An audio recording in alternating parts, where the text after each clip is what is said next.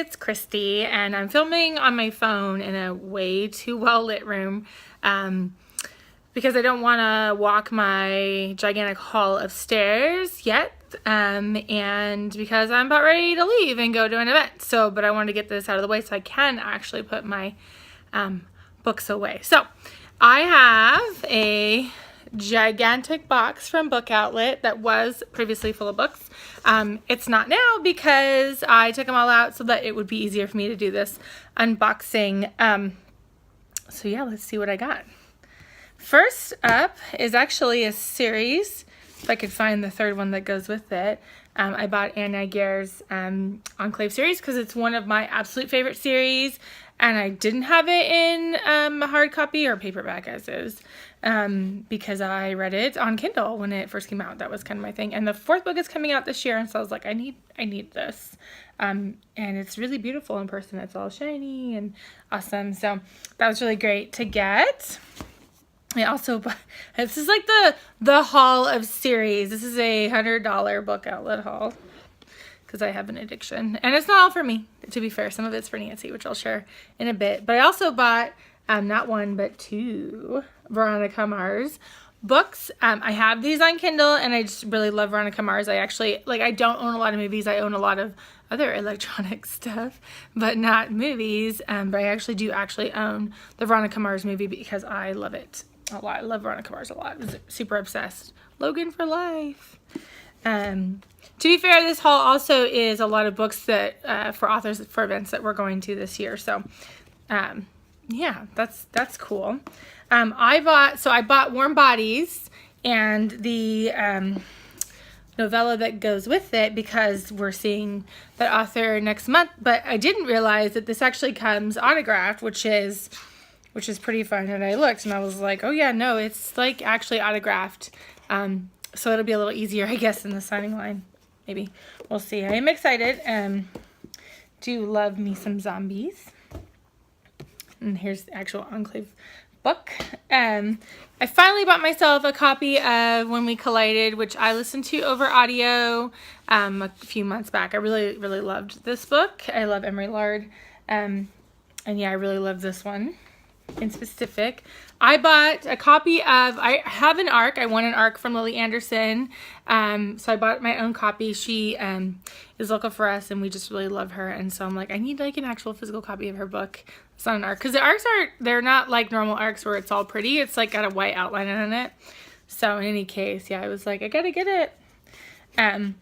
And in my never-ending quest to buy every music-related YA book that there is, I finally bought Rachel Kahn's Pop Princess.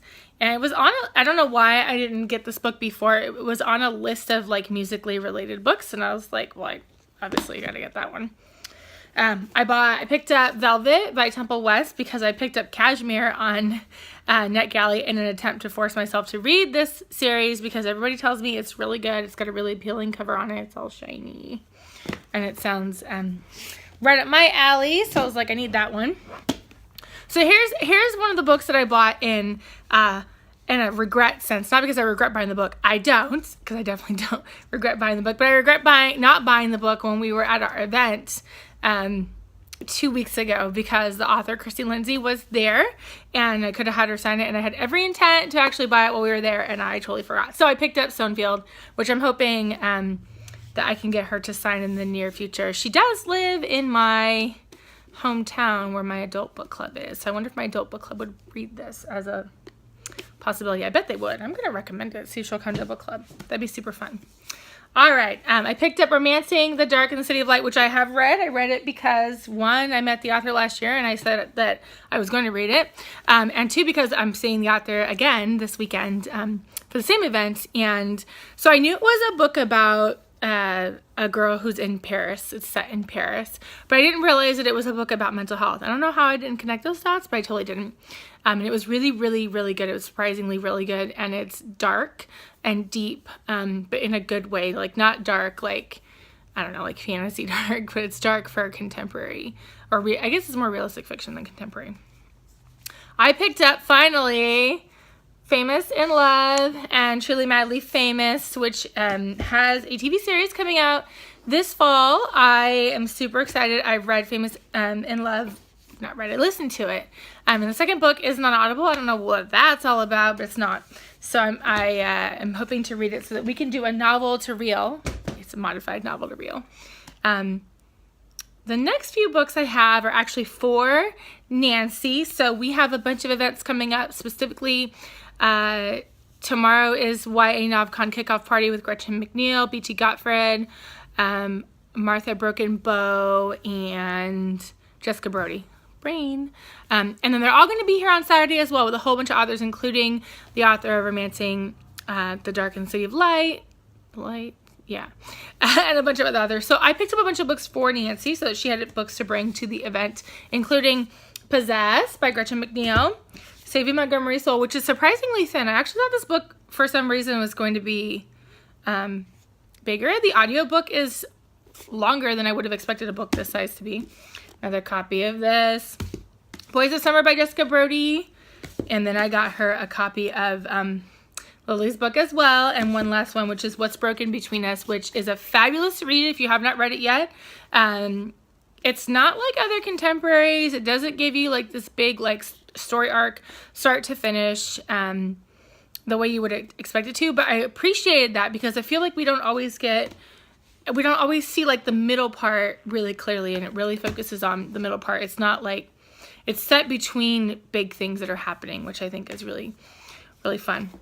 And then last but not least, I picked up Zodiac and Wandering Star, which are books 1 and 2 in the Zodiac series, and I need to read them.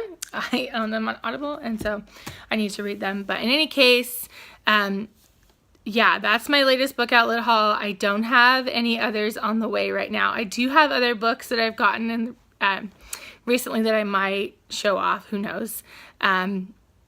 But yeah, it came in a giant box, and I was like, I need to unbox this. So anyways, I hope you're all doing well, and see you later.